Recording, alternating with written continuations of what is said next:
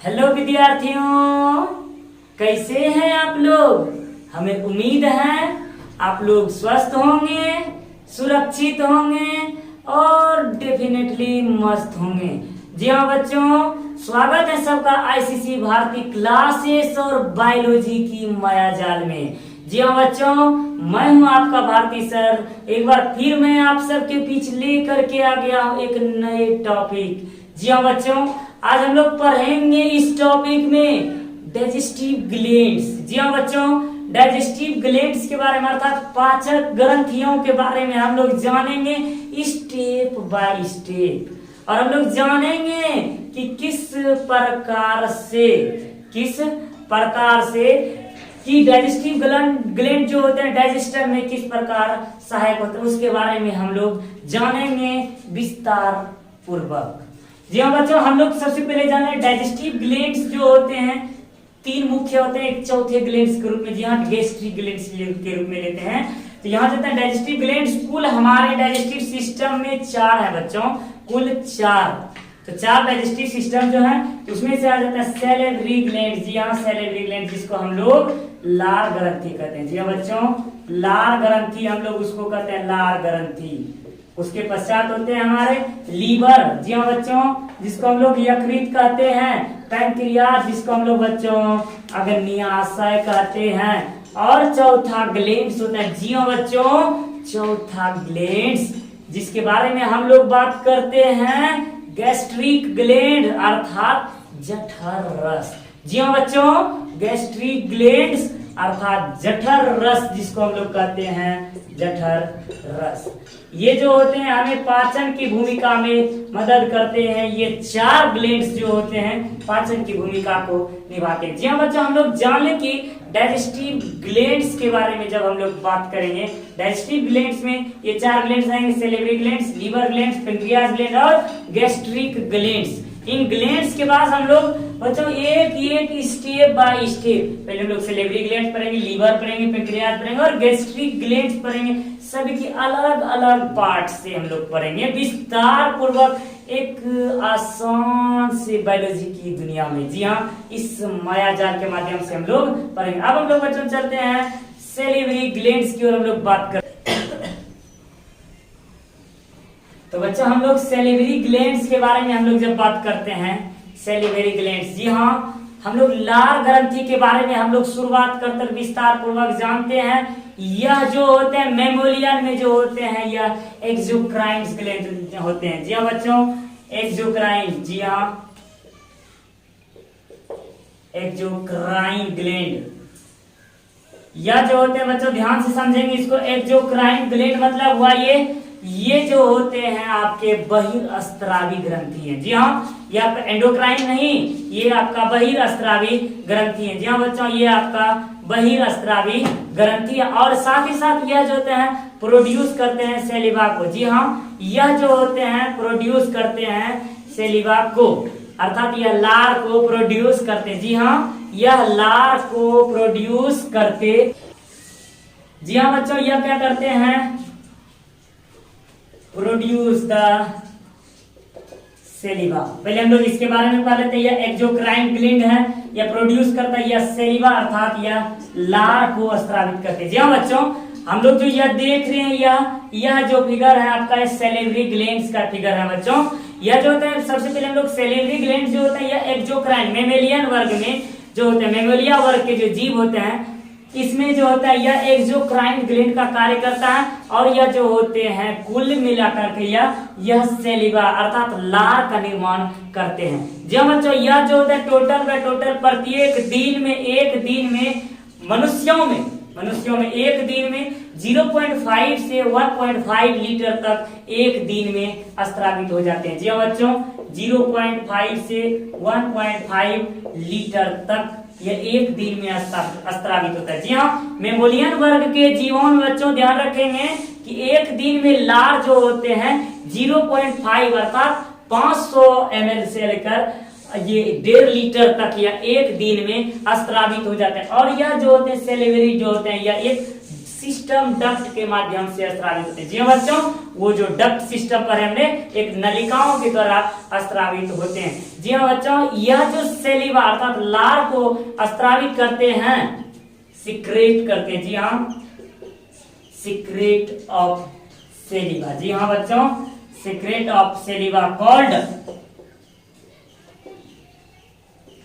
Salivation. यह जो लार को स्रावित करती है बच्चों, यह जो लार को स्रावित करते हैं, उस प्रक्रिया को हम लोग सेलिवेशन कहते हैं। जी हाँ बच्चों, याद रहे आप लोगों को क्या कहते हैं, लार का स्रावित होने की प्रक्रिया क्या कहलाती है, लार स्रावित होने की प्रक्रिया सेलिवेशन कहलाती है। जी हाँ, सेलिवेशन। अब हम लोग जानेंगे बच्चों, लार जो इंक्रीज होते हैं, leading the increase salivation, increase saliva incited parasympathetic modes. यह जो होता है बच्चों, यह लार जो होते हैं इंक्रीज के दौरान यह कुछ प्रकार से अलग कार्यों को करते हैं। लार के इंक्रीज होने के दौरान बच्चों जो लार होते हैं सेलिवा, सेलिब्रेशन जो होते हैं, सेलिब्रेशन तो हम लोग पढ़ लेते हैं इंक्रीज लीडिंग द, तो बच्चों हम लोग लिखेंगे लीडिंग द इंक्रीज सेलिवा। यह जो लार जो उत्पन्न होते हैं, लार जो इंक्रीज करता है, स्रावित करते हैं अर्थात जो बाहर आते हैं, उस क्रिया के दौरान किस प्रकार से यह कहाँ कार्य करते हैं उसके बारे में हम लोग जानते हैं। सबसे पहले हम लोग जान ले, लार जो स्रावित हुआ सेलिवा, जो सेलिब्रेशन के दौरान सेलिवा जो होते हैं, सेलिब्रेशन इज मेडिएटेड। जी हाँ बच्चा, is mediated, mediated by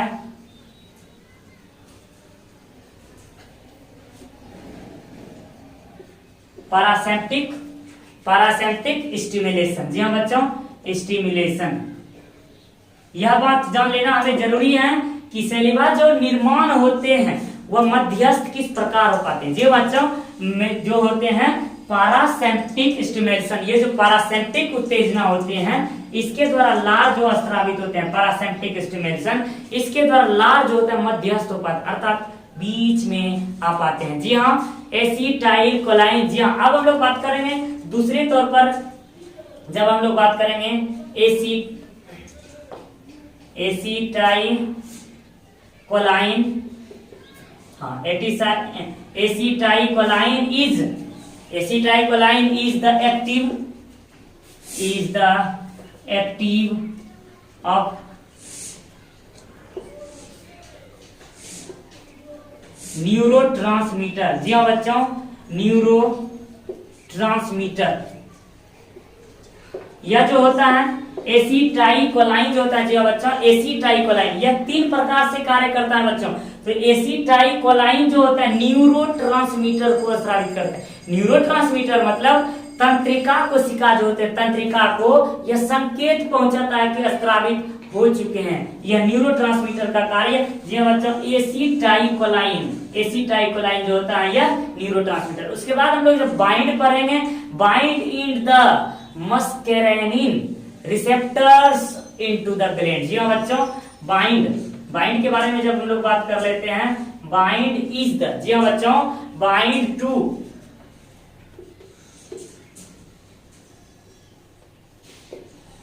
to मस्केनाइन। जी हाँ बच्चों, मस्केनाइन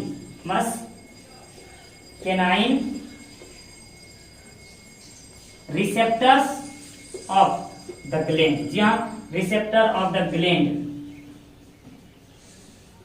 बाइंड जो होता है रिसेप्टर इन द ग्लैंड, यह जो ऑफ द ग्लैंड या इन द ग्लैंड, यह जो होता है ग्लैंड का यह रिसेप्टर्स होता है अर्थात यह बाइंड के माध्यम से यह मस्केनाइन जो होता है, ये मस्केनाइन यह रिसेप्टर्स करता था, जोड़ता है। तो बच्चों इस तरह से हमने इसके सेलिवरी ग्लैंड्स के कार्यों के बारे में हम लोगों ने पढ़ा। अब हम लोग इसके पार्ट्स के बारे में जब हम लोग बच्चों बात कर लें, सेलिवरी ग्लैंड्स के मुख्यतः मेजर पार्ट्स के बारे में, जो इसके मेजर पार्ट होते हैं 3 मेजर पार्ट्स। आप लोग इसका स्क्रीनशॉट लें, तब हम लोग चलते हैं सेलिवरी ग्लैंड्स के 3 मेजर पार्ट्स के बारे में।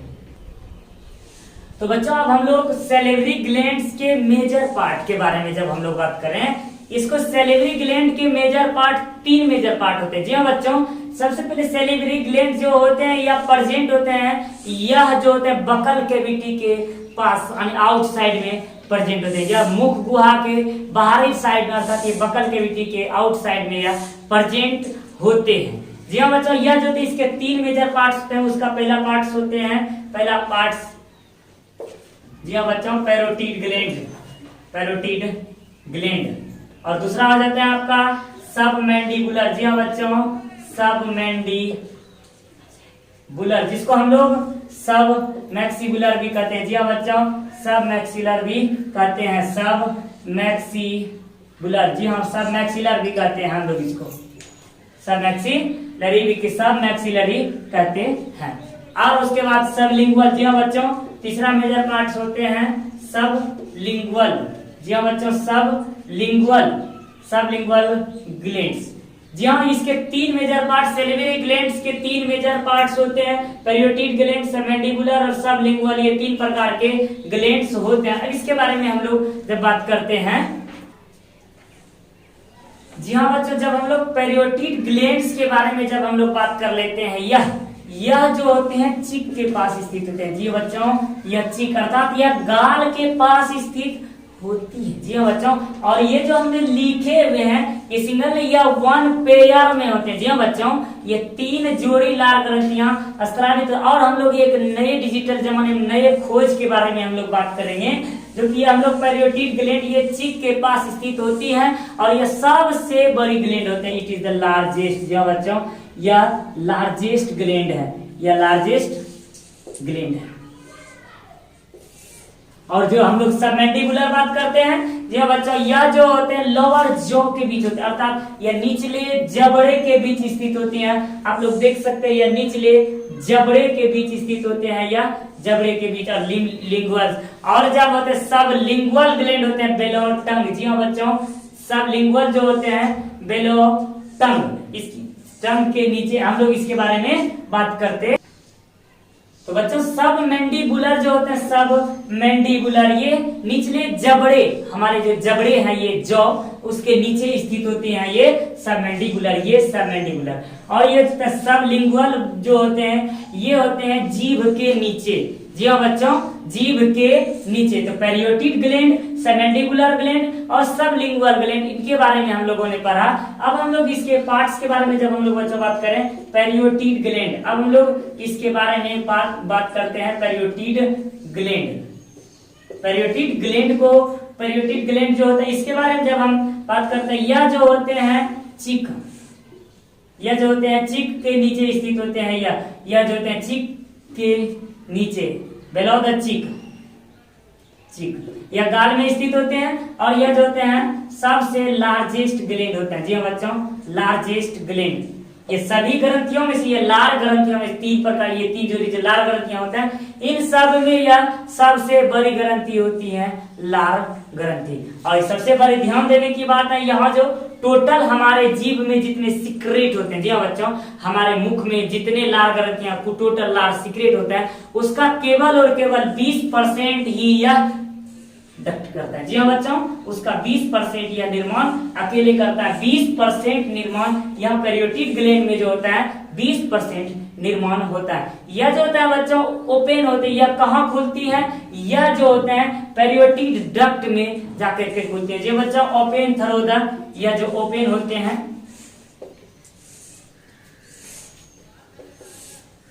पैरियोटिड डक्ट। जी हाँ पैरियोटिड डक्ट ये जो होते हैं पैरियोटिड डक्ट में, अर्थात पैरियोटिड नलिकाओं में जाकर के खुलती हैं।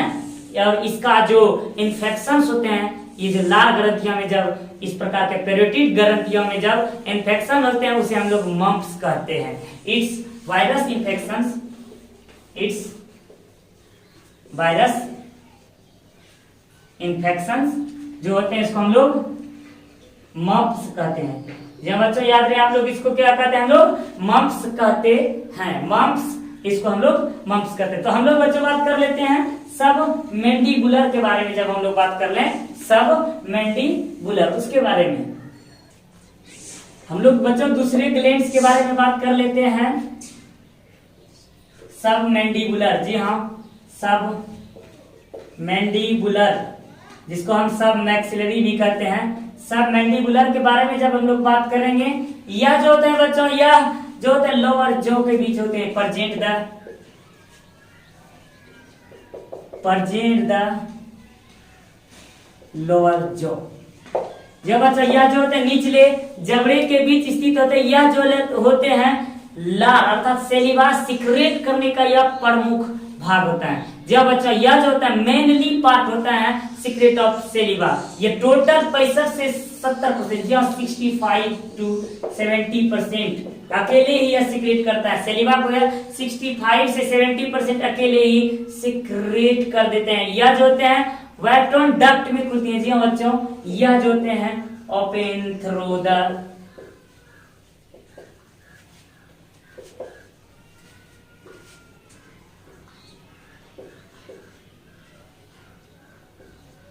डक्ट। जी हाँ बच्चा, यह जो होते हैं वाइटोन डक्ट में जाकर के खुलती है। तो बच्चों आपको ध्यान से यहाँ समझना है कि यह जो होता है लोअर जॉ के बीच स्थित होती है। यह टोटल 65 से 70% लार का निर्माण करता है, और यह जो होते हैं वाइटोन डक्ट में स्थित होते हैं। और यह जो होते हैं सबसे अधिक मात्रा में, जी हाँ, यह जो होते हैं secrete maximum amount of saliva. जी हाँ बच्चों, यह याद कर लेना, यह जो होता है secret maximum amount of saliva. यह जो होते हैं सेलिवा को मैक्सिमम अधिकतम से अधिकतम संख्या में यह अमाउंट या अर्थात सेलिवा को बनाते हैं। जी हाँ बच्चा, हम लोग जब तीसरे पार्ट्स में पढ़ते हैं सब लिंगुअल पार्ट्स के बारे में, सब लिंगुअल ग्लैंड, जब हम लोग सब लिंगुअल ग्लैंड के बारे में बात करते हैं तो ये जो होते हैं लोअर पार्ट, ये जो होते हैं अत्यधिक present the below of tongue. जी हाँ, present the below of tongue. जी हाँ बच्चों, यह जो होते हैं जीभ के नीचे स्थित होते हैं। यह जो होते हैं जीभ के नीचे स्थित होते हैं। यह जो होता है सीक्रेट स्मॉल अमाउंट या मिनिमम जो होते हैं सबसे कम मात्रा में, यह जो होते हैं सीक्रेट मिनिमम या स्मॉल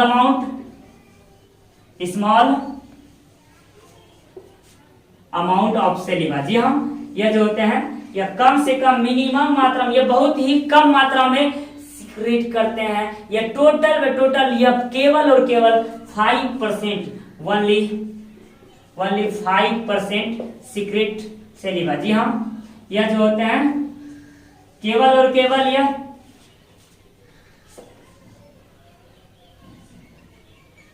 सीक्रेट सेलिवा, यह जो होता है टोटल 5% तक यह सेलिवा को ही सीक्रेट करता है। जी हाँ बच्चों, अब यह जो होते खुलती हैं, यह टोटल जो होते हैं रेविनियस डक्ट में जाकर के खुलती हैं। जी हाँ बच्चों, ओपन द रेविनस डक्ट, या रेविनस डक्ट में जाकर के खुलते हैं। तो बच्चों हम लोग इसको फिर से एक बार देखें तो ये सब लिंगुअल ग्लैंड जो होते हैं present on the below of tongue, यह जीभ के नीचे स्थित होते हैं। यह स्मॉल अमाउंट में, जी हाँ बच्चों, यह बहुत ही कम मात्रा में लार को सीक्रेट करते हैं। तो यह केवल और केवल 5% अर्थात 5% तक ही लार को सीक्रेट कर पाते हैं। और यह जो खुलती है यह रेविनियस डक्ट में खुलती है। जी हाँ बच्चों, यह जो खुलती है रेविनियस डक्ट में खुलती है। तो बच्चों हम लोग इसके क्लासिफिकेशन कैन सेलिब्री ग्लैंड। जी हाँ बच्चों, इसको दो भागों में हम लोग बांट सकते हैं। दो भागों में, एक होते हैं आपका सेरेवस, जिसको हम लोग टाइलिन कहते हैं, और दूसरा होता है आपका म्यूकस या सेरो म्यूकस। जी हाँ बच्चों, याद रहे आपको सेरोस और म्यूकस सेरो म्यूकस हम लोग कहते हैं। म्यूकस या सेरो म्यूकस, जिसको हम लोग सेरोस को हम लोग टाइलिन कहते हैं। जी हाँ बच्चों, जिसको हम लोग टाइलिन कहते हैं। अब हम लोग इसके बारे में जब बात करें, सेरोस ये जो होते हैं ये पी टाइलिन अर्थात इसको हम लोग टाइलिन कहते हैं। लार में हम लोगों ने पढ़ा ना, लार में जो टाइलिन एंजाइम होता है वह भोजन को मुख्य रूप से जो होते हैं मल्टोज अर्थात जो सुक्रोज के रूप में कठोर कार्बोहाइड्रेट जो आता है उसको मल्टोज और ग्लूकोज के रूप में जो परिवर्तित करता है, जो बच्चों ये सेरोस में होते हैं, जो कि पेरियोटिक ग्लैंड में उपस्थित होते हैं। यह जो होते हैं मेनली, जी हाँ बच्चों, यह जो होते हैं मेनली रूप से यह जो होते हैं प्रोटीन सिक्रेट करते हैं। जी हाँ, मेनली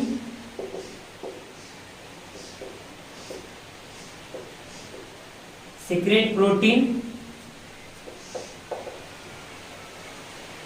अल्फा एमाइलेज। जी हाँ बच्चों, अल्फा एमाइलेज हम लोग इधर लिख लें।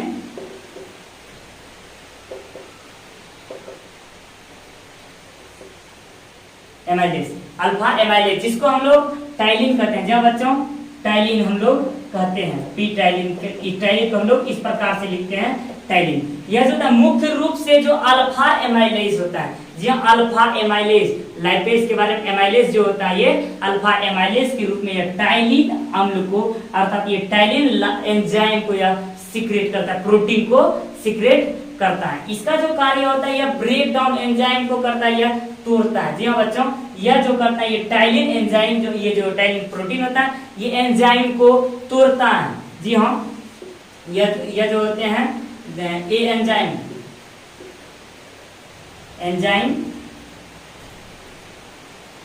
ब्रेक डाउन, यह जो करता है ये एंजाइम को तोड़ता है। स्टार्च, जो भोजन में मौजूद स्टार्च आते हैं, स्टार्च उसको सरल अर्थात स्टार्च मतलब सुक्रोज, उसको जो होते हैं मल्टोज और ग्लूकोज के रूप में बदल देते हैं। यह starch into maltose and glucose. जो बच्चों यह जो होता है भोजन में मौजूद जो स्टार्च आते हैं उसको यह मल्टोज और ग्लूकोज अर्थात मल्टोज मतलब वो आपका ये सरल कार्बनिक पदार्थ में उसको विभाजित कर देता है और ये ग्लूकोज के रूप में यह निर्माण कर देते हैं। यह जो होते हैं ट्यूबुलर ग्लैंड्स में उपस्थित होते हैं। इसका मुख्य कार्य ट्यूबुलर ग्लैंड्स तक होते हैं। जब हम लोग म्यूकस के बारे में हम लोग पढ़ लें, म्यूकस यह जो है मेनली रूप से यह प्रोटीन जो सिक्रेट करता है वह म्यूसिन होता है। मेनली रूप से यह जो होते हैं मेनली रूप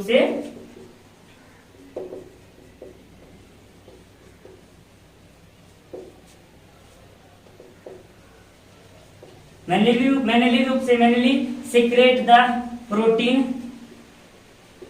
जिसका नाम है म्यूसिन। जी हाँ बच्चों, जिसका नाम है म्यूसिन को यह सिक्रेट करता है। यह जो होता है यह मुख्य रूप से यह सब लिंगुअल ग्लैंड्स में होते हैं। जी हाँ बच्चों, सब लिंगुअल, ये जो जिह्वा के नीचे स्थित होती है सब लिंगुअल ग्लैंड्स, यहाँ से यह म्यूकस स्रावित होते हैं। जिह्वा के नीचे स्थित जो ग्लैंड्स होते हैं म्यूसिन नामक वह स्रावित करते हैं प्रोटीन को। कौन सा? ये म्यूसिन नामक प्रोटीन स्रावित करता है और यह जो होते हैं सब लिंगुअल ग्लैंड्स में स्थित होती हैं। जी हाँ बच्चों, हम लोगों ने अभी तक लार ग्रंथि के बारे में हम लोगों ने पढ़ा। जी हाँ, हम लोगों ने लार ग्रंथि के बारे में पढ़ा। इसके बाद और एक नए ग्लैंड्स, जी हाँ बच्चों, एक नए ग्लैंड्स, एक नए डिजिटल जमाने में ये ग्लैंड्स की खोज हुई है 2020 में। इसके बारे में हम लोगों ने पढ़ा। उसके बाद हम लोग आज की क्लास में हम लोगों ने, हमें उम्मीद है आप लोगों को यह क्लास समझ में आई होगी और आप लोगों को यह क्लास अच्छा लगा होगा। अच्छा लगे तो लाइक और शेयर जरूर कर दें। आज के लिए बस इतना है, फिर मिलेंगे हम लोग एक नए टॉपिक के साथ, एक नई एनर्जी के साथ। तब तक जय हिंद, जय भारत।